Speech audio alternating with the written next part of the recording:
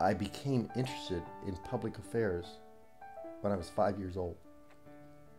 I can still remember sitting at our little breakfast table in 1945, looking at the daily newspaper as the Allies, led by the Americans, advanced toward Germany and then took over, eventually, Germany and the downfall of the Nazi regime.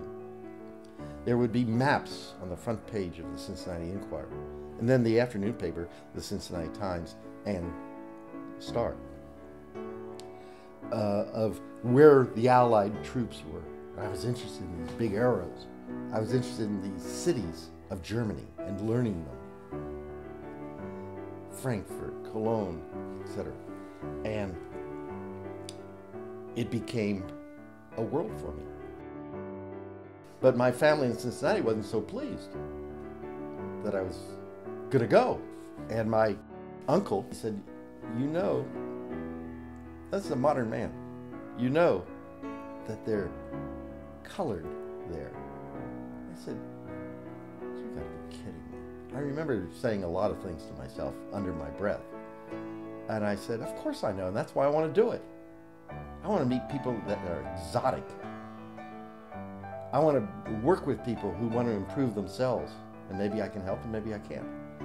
And I want to learn also. Good evening, my fellow Americans. The Eisenhower years were known to those of us who were interested in causes and in solving problems as passive years. Race relations were not being attended to. The economy, the lower class was not being attended to. So there was a lack of social justice.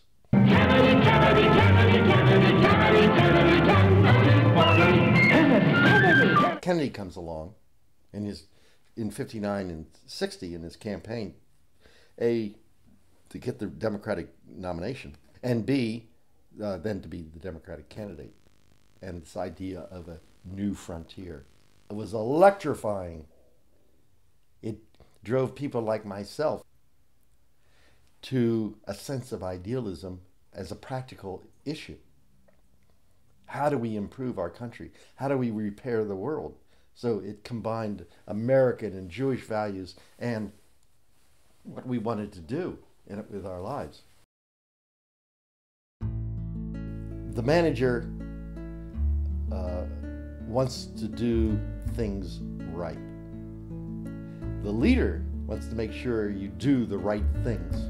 What's the mission? What's the purpose? What's the goals? What are the objectives? And how are we going to get there? And how do I use assets to get there? Which brings on now another point of leadership. You've got to have enough self-confidence to bring in people better than you are. And my definition was, I want to be surrounded by people who are better than I am at doing X, Y, or Z jobs. Which then leads to the last point. You've got to treat people well. Everybody is a human being. Everybody starts with equality. Everybody puts their pants on in the morning one leg at a time. And you cannot treat people as inferior or superior in an inferior superior way. In fact, I spent a lot of time, and sometimes criticized for it, for learning about people's problems in their personal life. But they never forgot me, and I never forgot them. The legislative branch is an equal branch to the executive branch, in my view, because I lived it for 10 years in the Senate. And the Senate in particular, but Congress in general, has a rightful role in the formulation of American foreign policy. And if that is so, then foreign policy begins among the constituency. And I had learned over the years also that nobody's an enemy. Everybody's a friend or a potential friend. It requires education, it requires discussion, it requires a lot of things. I had a set of colored pencils, and I would shade in parts of the United States as I was dividing the country into pro-Israel communities and how to organize within those communities besides analyzing votes and who believed in foreign aid, didn't believe in foreign aid. So every foreign policy of this country to be successful, I believe, or to use your word, effective, has to have a domestic base. Number one, the most important thing I can advise anyone is to know yourself. Know who you are, what's your identity, what do you stand for, what do you believe in, and acquire enough confidence to express those things. Job selection, mate selection, just everyday decisions. The definition of success for me is doing what turns you on. It can be anything. Secondly is, and it's part of the first, is your value system. Where do you acquire the structure?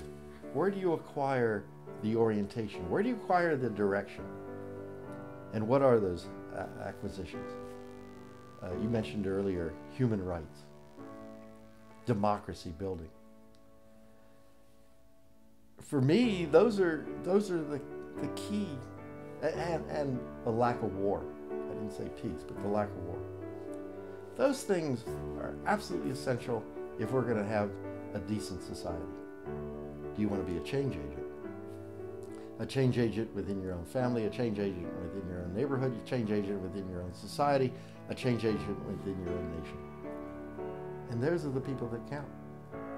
And but if you don't know yourself, you don't know what you stand for. If you don't know what you stand for, you can't offer direction and vision.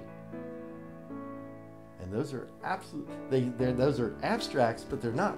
They're real